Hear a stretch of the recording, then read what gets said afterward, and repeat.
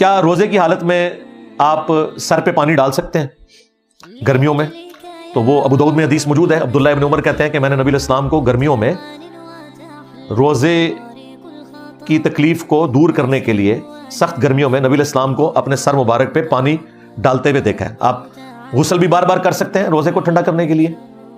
آپ گیلی چادر لینا چاہتے ہیں وہ بھی لے سکتے ہیں، اور بعض اوقات منہ بہت زیادہ خشک ہو جاتا ہے بعض لوگوں کا، وہ کلی بھی کر سکتے ہیں، کلی کر کے ایک بار پانی پھینک دیں، دیٹس آل۔ کئی لوگوں کو میں نے دیکھا وضو کے بعد بھی 50 دفعہ تھوکتے رہتے ہیں، یہ غلو ہے دین کے اندر۔ امام بخاری باقاعدہ صحیح بخاری میں تعلیقاً یہ روایتیں لے کے ہیں جو میں نے بتایا، مصنف ابن ابی شیبہ میں پوری اسناد ہے، اور امام بخاری نے ان کو اسپیشل نقل کیا ہے کہ ایک تابعی کا قول نقل کیا ہے امام بخاری نے کہ کلی کرنے کے بعد جو پانی منہ میں رہ جاتا ہے وہ اگر کوئی شخص نگل لے تو اس سے روزہ نہیں ٹوٹے گا۔ یہ امام بخاری نے باقاعدہ لکھا ہے۔ مراد یہ کہ کلی کی اب جو منہ میں ٹھنڈک باقی ہے وہ اگر حلق میں چلی بھی گئی ہے یا اس کی وجہ سے تھوڑا سٹیبل ہو گیا بندہ گرمی میں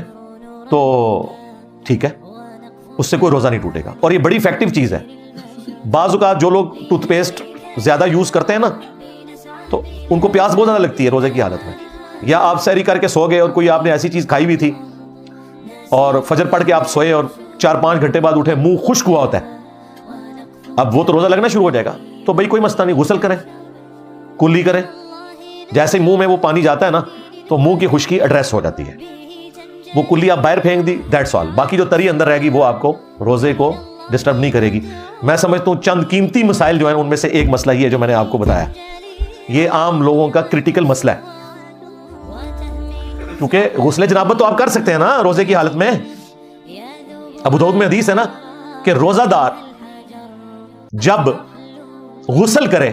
تو اسے چاہیے کہ ناک میں زیادہ اوپر پانی نہ چڑھائے، ظاہر ہے کہ وہ پھر اگر حلق کے ذریعے اندر پہنچ گیا تو روزہ ٹوٹ جائے گا۔ اس لیے نبی علیہ السلام نے روزہ دار کو کہا کہ اس نے ناک میں پانی احتیاط سے چڑھانا ہے۔ اس سے ایک چیز تو پتہ چلی کہ ناک میں وہ پانی ڈال سکتا ہے، یعنی ناک میں جو پانی ڈالا اس کی وجہ سے ناک اندر سے گیلا رہ گیا، وہ روزہ نہیں توڑے گا۔ دوسرا، اگر یہاں پہ کلی کا کوئی ایشو ہوتا تو نبی علیہ السلام کہہ دیتے کہ روزہ دار کلی بھی نہ کرے، کیونکہ منہ میں کچھ نہ کچھ پانی تو رہ جائے گا۔ ناک کا آپ نے فرما دیا، اب کلی بھی تو کرنی ہوتی ہے نا سٹارٹ میں، جو سنت طریقہ ہے۔ اس حدیث میں یہ امپلائیڈ ہے کہ کلی کرنے سے روزہ نہیں ٹوٹتا، اور وضو میں تو آپ کرتے ہی ہیں، وضو کے علاوہ بھی آپ کلی کر سکتے ہیں۔ اور یہ میں آپ کو بتاؤں، یہ میں اس لیے اس مسئلے کو کریٹیکل سمجھتا ہوں، میرے ساتھ کئی دفعہ ایسے ہو جاتا ہے کہ میرا منہ بہت زیادہ خشک ہو جاتا ہے سحری کرنے کے بعد، اگر یعنی نماز کے بعد سو جاؤں تو وہ تو 10-11 بجے جب بندہ اٹھتا ہے تو لگتا ہے کہ ابھی روزہ توڑنا پڑ جائے گا، اتنی سخت یعنی منہ میں ایسی فیلنگ آتی ہے اور پیاس لگنا شروع ہو جاتی ہے۔ تو میں فوراً جا کے 2-3 دفعہ کلی کرتا ہوں، ٹھنڈے پانی سے کلی کریں، تھوک پھینک دیں، 5-7 منٹ بعد آپ کو لگے گا آپ کو پیاس ختم ہو چکی ہے۔ اور یہ شریعت نے آپ کو آسانی دی ہوئی ہے، یہ روزہ توڑنے میں نہیں آتا، یہ کریٹیکل مسئلہ تھا، اس لیے میں نے اس کے اوپر ذرا تفصیلی گفتگو کی ہے۔